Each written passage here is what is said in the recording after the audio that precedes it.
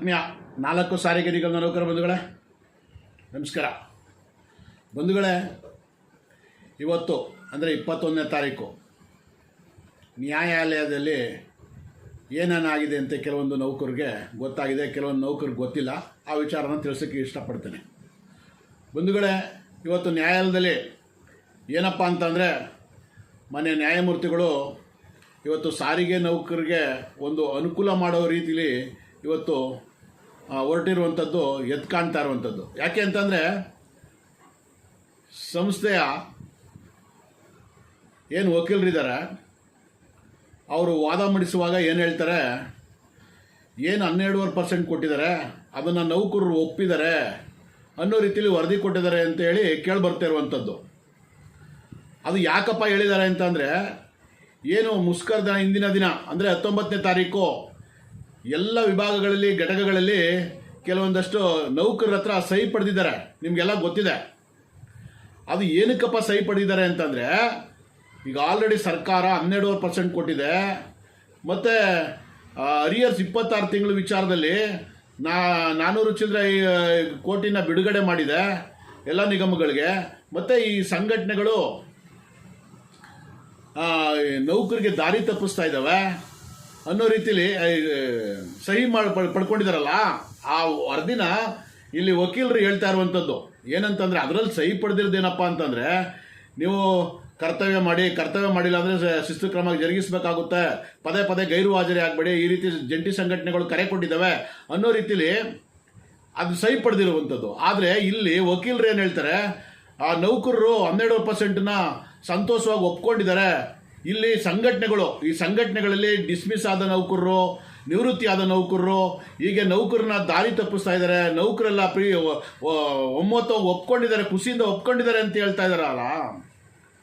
ನಾನು ಆಡಳಿತ ಮಂಡಳಿಯ ವಿಚಾರದಲ್ಲಿ ಕೇಳೋದಿಷ್ಟೇ, ಅಲ್ಲ ಸ್ವಾಮಿ, ಯಾವ ರೀತಿ ಒಪ್ಕೊಂಡಿದ್ದಾರೆ?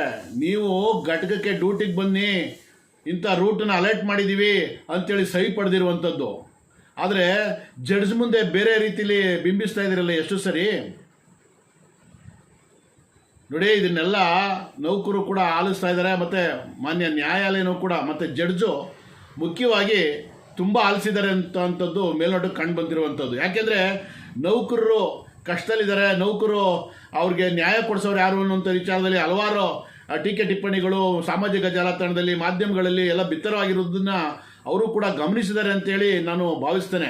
ಹಿಂದೆಲ್ಲ ಆಗಿರುವಂಥದ್ದು ಹೋರಾಟನ, ಅದಕ್ಕೆ ತಡೆಯಾಜ್ಞೆ ಆಗಿರುವಂಥದ್ದು, ಇದೆಲ್ಲ ನೋಡಿ ಮಾನ್ಯ ನ್ಯಾಯಾಲಯ ಹೇಳುತ್ತೆ. ಅದು ಅಲ್ಲದೆ ಈ ವಕೀಲರು ಹೇಳ್ತಾರೆ, ಸರ್ಕಾರಿ ವಕೀಲರು ಮತ್ತು ಏನು ಆಡಳಿತ ಮಂಡಳಿ ವಕೀಲರು ಹೇಳ್ತಾರೆ, ಈ ಪ್ರಕರಣವನ್ನು ಇಲ್ಲಿಯೇ ಇತ್ಯರ್ಥಪಡಿಸಿ ಅಂತೇಳಿ. ಆದರೆ ಮಾನ್ಯ ನ್ಯಾಯಮೂರ್ತಿಗಳು, ಇಲ್ಲ, ನೀವು ಆ ರೀತಿ ಇತ್ಯರ್ಥಪಡಿಸ್ಲಿಕ್ಕೆ ಸಾಧ್ಯ ಇಲ್ಲ, ನೌಕರಿಗೆ ನ್ಯಾಯಯುತವಾದ ಬೇಡಿಕೆನ ನೀವು ಈಡೇರಿಸಬೇಕು ಅಂತೇಳಿ ಹೇಳಿದಾಗ ಆಗಲಿಲ್ಲ ಅಂತಂದರೆ, ಅಂಥ ಸಂದರ್ಭದಲ್ಲಿ ನಮ್ಮ ಪಕ್ಕದಲ್ಲೇ ಖಾಲಿ ಕೊಠಡಿ ಇದೆ, ಆ ಕೊಠಡಿನಲ್ಲಿ ನೀವು ಅವರೆಲ್ಲ ಬನ್ನಿ, ನಾನು ಅದನ್ನು ಇತ್ಯರ್ಥಪಡಿಸಲು ಸರಿ ಮಾಡುವಂಥ ಕೆಲಸ ಮಾಡ್ತೇನೆ ಅಂತೇಳಿ ಮುಂದಿನ ದಿನಾಂಕ 2/6ಕ್ಕೆ ಕೊಟ್ಟಿರುವಂಥದ್ದು. 2ನೇ ತಾರೀಕು 6ನೇ ತಿಂಗಳು 2026ಕ್ಕೆ ಮುಂದಿನ ದಿನಕ್ಕೆ ಕೊಟ್ಟಿರುವಂಥದ್ದು. ಆದರೆ ಇದನ್ನೆಲ್ಲ ನೋಡಿದ್ರೆ, ಗಮನಿಸಿದ್ರೆ, ಮಾನ್ಯ ನ್ಯಾಯಾಲಯದ ಮೇಲೆ ನಮಗೆ ಗೌರವ ಇದೆ, ಮತ್ತು ನಮಗೆ ನ್ಯಾಯ ಸಿಗ್ಬೋದು ಅನ್ನುವಂಥದ್ದನ್ನು ನಾವು ಕೂಡ ಕಾದು ನೋಡ್ಬೋದು. ಯಾಕೆ ಅಂತಂದರೆ, ಇಲ್ಲಿ ಆಡಳಿತ ಮಂಡಳಿ 12% ಯಾರು ಸ್ವಾಮಿ ಕೇಳಿದ್ರು, ಯಾರು ಸ್ವಾಮಿ ಸಂತೋಷವಾಗಿ ಒಪ್ಕೊಂಡಿದ್ದಾರೆ? ನೌಕರರ ಅಭಿಪ್ರಾಯ ನಿಮಗೆ ಗೊತ್ತಿದೆಯಾ?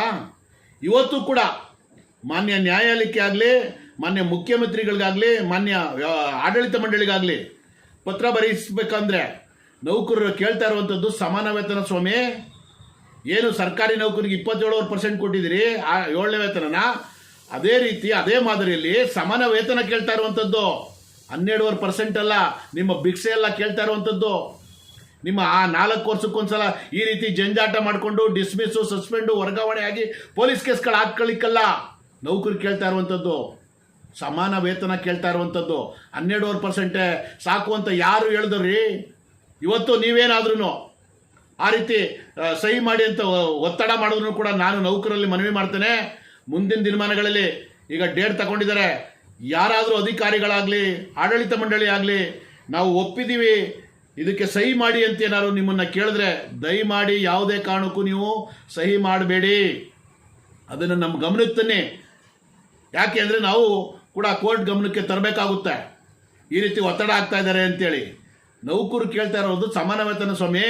12.5% ಭಿಕ್ಷೆ ಎಲ್ಲ ಕೇಳ್ತಾ ಇರುವಂಥದ್ದು. ಅದು ಏನು 1/4/2025 ನೀವು ಕೊಡಬೇಕಾಗಿದ್ದು ಯಾವಾಗ 1/1/2024 ನೀವು 1/4/2025 ಜಾರಿ ಮಾಡ್ತೀರಿ. ಮತ್ತು 38 ತಿಂಗಳ ಅರಿಯರ್ಸಲ್ಲಿ 12 ತಿಂಗಳು ಅರಿಯರ್ಸನ್ನ ಬಿಟ್ಕೊಡ್ಬೇಕಾ ನಾವು? ಈಗ 26 ತಿಂಗಳು ಮಾಡಿದಿರಿ, ಇನ್ನೂ 12 ತಿಂಗಳು ಕೊಡಲೇಬೇಕಾಗಿದೆ. ಇದನ್ನೆಲ್ಲ ಮನೆಗಂಡು ನೌಕರರು ಜಾಗೃತರಾಗಿ ಮುಂದಿನ ದಿನಮಾನಗಳಲ್ಲಿ ಒಪ್ಪಿಗೆ ಪತ್ರ ತಗೊಳ್ಬೋದು. ಯಾಕೆಂದರೆ ಈ ನೀಚ ಅಧಿಕಾರಿಗಳಿದ್ದಾರೆ, ಅವ್ರಿಗೆ HODಗಳಿಗೆ ಈ ಫ್ಯಾನ್ ಕೆಳಗಡೆ AC ರೂಮ್ ಕೆಳಗಡೆ ಕೂತ್ಕೊಂಡು ಕೆಲಸ ಮಾಡ್ತಾ ಇದಾರಲ್ಲ, ನೌಕರ ಕಷ್ಟ ಅವ್ರಿಗೇನಿಗೆ ಗೊತ್ತಾಗಬೇಕು? ಕೆಲವೊಂದಷ್ಟು ಜನ ಹೇಳ್ತಾರೆ ಅವರು ಒಳ್ಳೆ ತಿಮಿಂಗ್ಲಗಳ ಥರ ಒಂದೇ ಜಾಗದಲ್ಲಿ ಕೂತ್ಕೊಂಡು ಹಲವಾರು ರೀತಿಯಲ್ಲಿ ಈ ಖರೀದಿಗಳಾಗಲಿ ಮತ್ತೊಂದು ಏನು ಕಮರ್ಷಿಯಲ್ ಆಗಲಿ ಈ ರೀತಿ ಹಲವಾರು ವಿಚಾರದಲ್ಲಿ ಒಳ್ಳೆ ದುಡ್ಡುಗಳು ಮಾಡ್ಕೋತಾ ಇದ್ದಾರೆ ಅಂತೇಳಿ ಆರೋಪಗಳಿದೆ ಅವ್ರ ಮೇಲೆ. ನೋಡೋಣ, ಅದನ್ನು ಕೂಡ ಮುಂದೆ ಪರಿಶೀಲನೆ ಮಾಡೋಣ. ಅದಕ್ಕೆ ಅವ್ರಿಗೆ ಬೇಕಾಗಿಲ್ಲ ವೇತನ ಜಾಸ್ತಿ. ಈಗ ಸರ್ಕಾರ ಇವತ್ತು ಬರುತ್ತೆ, ನಾಳೆ ಹೋಗುತ್ತೆ. IAS IPS ಅಧಿಕಾರಿಗಳು ಕೂಡ ಇವತ್ತು ಇರ್ತಾರೆ, ನಾಳೆ ಹೋಗ್ತಾರೆ. ಇವತ್ತು HODಗಳು ಮತ್ತು ಏನು DC DTO DME ಇಂಥ AO ಇಂಥ ಅಧಿಕಾರಿಗಳಿದಾರಲ್ಲ, ನಿಮ್ಗಾದ್ರೂ ಅರ್ಥ ಆಗಲ್ವೇ ಸ್ವಾಮಿ? ನೌಕರಿಗೆ ಮತ್ತು ಇಲ್ಲಿ ಡ್ರೈವರು ಕಂಡಕ್ಟ್ರು ಮೆಕ್ಯಾನಿಕ್ ಹೋರಾಟ ಮಾಡ್ತಾರೆ, ನೀವು ಅವ್ರ ಮೇಲೆ ದಾಳಿ ಮಾಡಿ.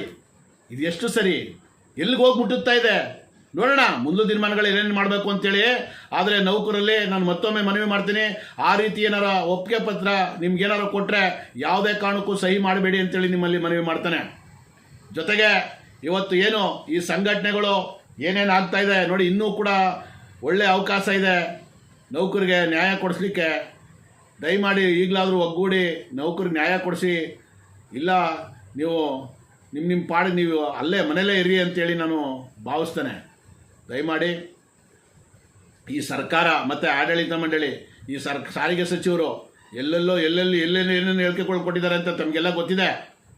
ಒಂದು ಸಂಘಟನೆ ಸಮಾನ ವೇತನ ಕೇಳ್ತಾರೆ, ಒಂದು ಸಂಘಟನೆ ವೇತನ ಪರಿಷ್ಕರಣೆ ಕೇಳ್ತಾರೆ ಅಂತೇಳಿ ನೀವು 12% ಏಕಪಕ್ಷೀಯವಾಗಿ ನಿರ್ಧಾರ ಮಾಡಿದ್ರಲ್ಲ, ಎಷ್ಟು ಸರಿ ಸ್ವಾಮಿ?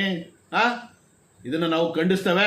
ಮುಂದಿನ ದಿನಮಾನಗಳಲ್ಲಿ ಮತ್ತೊಂದು ವಿಚಾರಗಳನ್ನ ಎತ್ಕೊಂಡು ಮುಂದೆ ಬರ್ತೇನೆ ಅಂತೇಳಿ ನನ್ನ ಮಾತನ್ನ ಇಲ್ಲಿಗೆ ಮುಕ್ತಾಯ ಮಾಡಿ ನಿಲ್ಲಿಸ್ತೇನೆ. ನಮಸ್ಕಾರ. ಜೈ ಹಿಂದ್, ಜೈ ಕರ್ನಾಟಕ ಮಾತೆ.